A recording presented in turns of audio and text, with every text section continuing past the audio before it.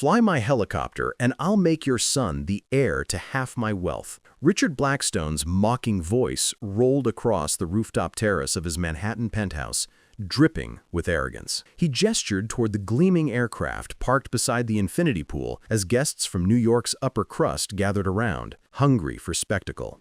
Victoria Williams, a 42-year-old helicopter mechanic hired for a routine inspection, stood still, toolbox in hand, jaw tight, eyes calm. She had come to work, not to be displayed like entertainment. Yet tonight, that's exactly what Richard intended. The party buzzed with champagne, designer dresses, and expensive cruelty, the kind wealthy people indulge in when they believe no one will ever challenge them. Richard clapped loudly. "Everyone listen. This lady claims she knows helicopters. Apparently, fixing bolts now qualifies her to fly one." Laughter cut through the air like glass. Victoria didn't react. 2 decades in aviation had taught her that silence can be more powerful than outrage, that some storms must be allowed to swirl before you reveal you are the lightning. Richard turned to his wife. "Sarah, darling, tell me, do you think she knows the difference between a cyclic and a rudder pedal?" More laughter followed, harsh and unfiltered. Victoria finally spoke. "My son works at the municipal airport. He wants to be a commercial pilot someday."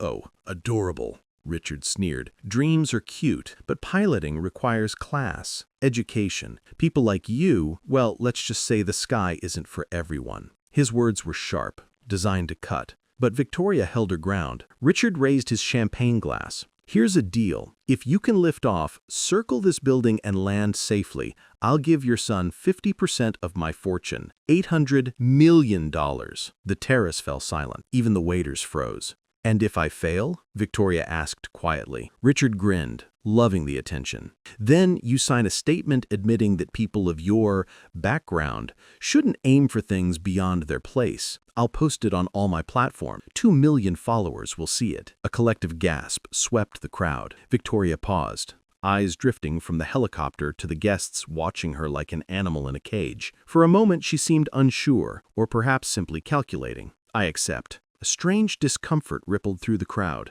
Something in her voice didn't match Richard's expectations. Richard snapped his fingers. "James, bring her the paperwork."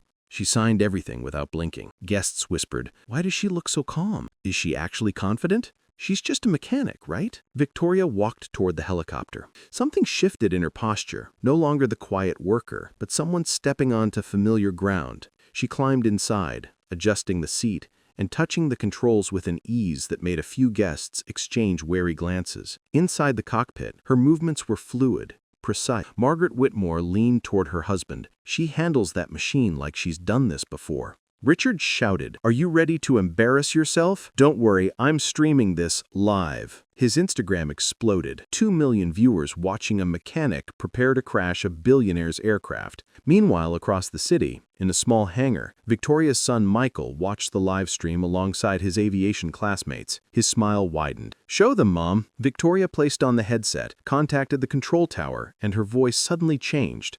Authoritative, crisp, unmistakably trained. "Manhattan Tower, helicopter November 7 Alpha Charlie requesting clearance for local flight." The guests froze. "That wasn't amateur talk," someone whispered. The engine responded to her command. No hesitation, no fumbling. The rotor spun, slicing the air with perfect rhythm. John Whitmore grabbed Richard's arm. "Richard, she's a trained pilot. I'm telling you, she knows exactly what she's doing." But it was too late. The helicopter rose from the terrace with a grace that sucked the air out of everyone's lungs. Victoria controlled it effortlessly, circling the skyscraper like it was second nature. Commenters on the live stream blew up. "At Pilot Lisa, this is professional level flying." At NYC Flight Control, she used correct military terminology. At Aviation Expert Mike, Richard is humiliating himself. Richard's face turned pale. "Turn off the stream," he barked. Sarah shook her head. "We can't. It'll look worse." Victoria completed the flight,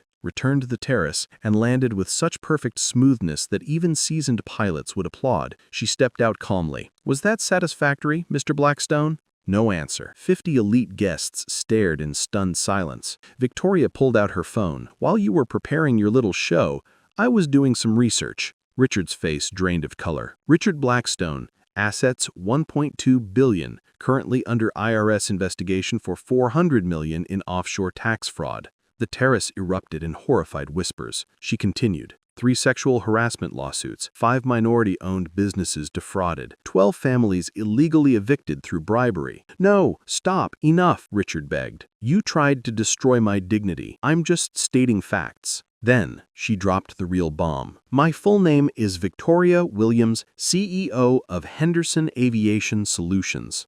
Gasps exploded through the crowd. Everyone knew that name. A $3 billion aviation empire, 15 years in the U.S. Air Force, decorated test pilot for classified military aircraft. Richard stumbled backward. His live stream had gone viral worldwide. Victoria wasn't done. "My son, the one you mocked, is graduating with honors, fully paid scholarship. He'll fly commercial jets soon, and he'll succeed without your money, your approval, or your prejudice." By the time she walked away, Richard's empire was already collapsing, sponsors pulling out, stock tanking, lawyers calling nonstop. 6 months later, Richard Blackstone lived in a cramped apartment in Queens, everything seized by the IRS, his company gone, his reputation beyond saving. Victoria's company tripled in size. Michael proudly flew executive jets. The rooftop incident inspired nationwide reforms. During dinner, Michael asked, "Mom, why did you let him humiliate you that long?" Victoria smiled softly. "In the Air Force, we learned that the best way to defeat an enemy is to let him expose himself first." Subscribe to our channel.